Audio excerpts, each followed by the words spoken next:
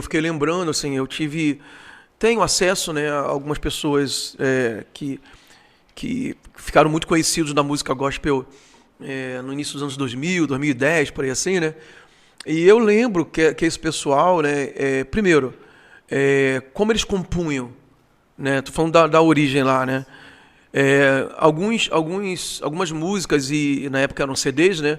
Eles eram compostos de acordo com as mensagens que a igreja local pregava. Então, eram músicas voltadas à visão da liderança que Deus estava mostrando para aquela igreja naquele momento. É engraçado que algumas pessoas, até que são ministros de louvor hoje, atuais, eu já ouvi, depois eu vou te explicar melhor, usam esse exemplo como crítica. Porque, por exemplo, algumas dessas músicas eram voltadas assim, com o tema prosperidade. Sim. Né? E só que eles criticam sem saber a história lá atrás, que esse Ministério do Louvor, os ministros, os compositores, os cantores, eles compunham, cantavam os temas que o pastor da igreja estava conduzindo a igreja para aquele momento. Sim. E temas bíblicos, né? Sim. Claro. Eles eram muito centrados na palavra, sim, no Evangelho, sim, nos Salmos, era bíblico. Justamente. E essa liderança que estava conduzindo a igreja local deles, né? Através do seu pastor.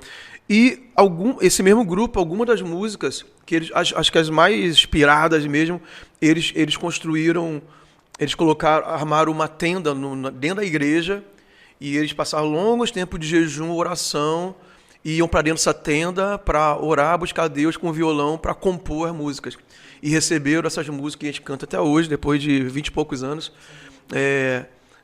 15 anos talvez, nesse local de palavra, de jejum e de oração. O que me pegou nessa parte agora é o irmão lá, ele falar que ele recebeu a música de uma imersão numa cultura indígena nossa, que a gente sabe que tem muito sincretismo e muita coisa ligada a um misticismo, né? Assim, busca a deuses, ocultismo, a espíritos da floresta, dos dias, aquela coisa toda, e através de um pajé e de um significado de uma palavra e de uma brasilidade, quer dizer, a pessoa coloca a cultura brasileira, e a gente sabe que a cultura brasileira é uma cultura muito misturada, né, religiosamente falando, e de fontes que a gente não crê, que são as fontes bíblicas, né, que Deus nos apresenta como uma cultura que nós temos que ter, a cultura do reino. E eu acho que é muito mais simples, porque acho que a nossa inspiração tem que estar... Primeiro, a gente tem a palavra, não tem como a gente fugir disso, e tem o Espírito Santo, que em nós habita, né? É claro que a questão, como você falou, de ritmo, de instrumentos, mas você não precisa absorver símbolos e, sei lá, e coisas que geram uma confusão na igreja. Então, Deus não é Deus de confusão, então essa confusão toda, eu creio que é porque a mensagem bíblica não foi comunicada da forma correta. Eu não preciso inventar palavra para além do vocabulário imenso que a gente tem bíblico, né, para adorar a Deus e levar a igreja à adoração, né? Então isso me incomoda um pouco. Não, tem que incomodar, porque eu acompanho esse irmão já há um tempo, tem um álbum dele, de Timóteo, cara, que é fantástico, assim, e tu vê que foi infeliz, o que aconteceu foi infeliz, né?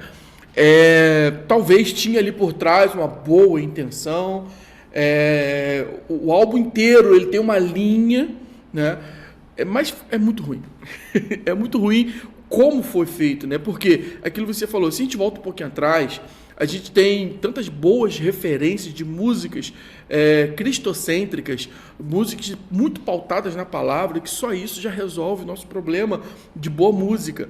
Se você vai na África, em qualquer país da África, que tenha lá igreja cristã, igreja protestante evangélica, cultuando ao Senhor, igreja centrada no Senhor, você vai ver ritmos tribais, com muitos tambores, com muitos, sabe? E você vê Cristo agindo, o Espírito Santo agindo. Então o problema não é o ritmo, o problema não é os elementos musicais que tem ali, é exatamente a mistura, o sincretismo. Mas da mesma maneira como, por exemplo, tem igrejas na África quimbandistas. Igrejas quimbandistas, com pastores feiticeiros. Entendeu? Então, Mas a África também tem muito essa característica de sincretismo, né? tem muito. E a gente aprendeu muito com eles, né? Esses irmãos que vieram pra cá e a gente misturou. O Brasil tem muitas essas misturas, né? Agora, se a gente olha para nossas raízes, se a gente pega, por exemplo, Salmos, que é exatamente o que aconteceu com esses irmãos nessa época, eles cantavam que Deus estava falando com eles naquela época. Tu pega os Salmos de degraus que tem lá, eles indo adorar o Senhor, como que eles cantavam o dia a dia deles, eles cantavam como as experiências que estavam tendo com o Senhor. Cara, é fantástico. Tem muita coisa proveitosa, muita coisa boa para se aproveitar sem precisar misturar, cara. É.